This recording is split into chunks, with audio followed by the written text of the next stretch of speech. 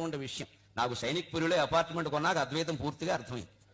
కొన్ని లక్షలు ఇచ్చాం, అపార్ట్మెంట్ ఇచ్చాం, కూర్చున్నాడు కాగితాలు చూసా. 20 అపార్ట్మెంట్లు ఉన్న 500 గజాల స్థలం, అందులో 25 గజాలు నా పేరు రాశా. నేను వెంటనే బిల్డర్ని అడిగా, ప్రకాష్ గారు నా 25 గజాలు ఇవి అన్న. ఎక్కడ చూపిస్తామండి అన్నాడు.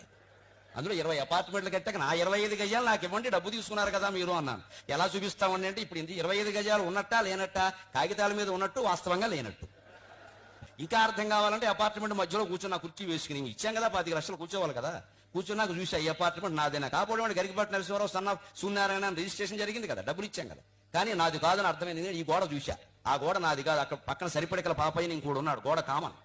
ఏమన్నా మీకు కొడితే వాడు వస్తాడు, చప్పుడు అవుతుంది. పోనీ ఈ గోడ నాదేనా, ఇక్కడ దగ్గుబల్లి దొగ్గని ఇంకోడు ఉన్నాడు, కాస్త చప్పుడైతే వాడు వస్తాడు. ఈ గోడ నాది కాదు. పోనీ పైన నాదేనా, సీలింగ్ ఫ్యాన్ నాదే, సీలింగ్ నాది కాదు. ఆ పైన ఇంకోడు ఉన్నాడు, వాడు పిల్లల్ని పెట్టుకుని చప్పుడు చేస్తాడు, నేను వెళ్ళి వాడిని కోపడుతూ ఉంటాను. పోనీ కింద నాదేనా, కాళ్ళు నావే, నేల నాదే, కింద ఇంకోడు ఉన్నాడు, నేనేదైనా చప్పుడు చేస్తే వాడు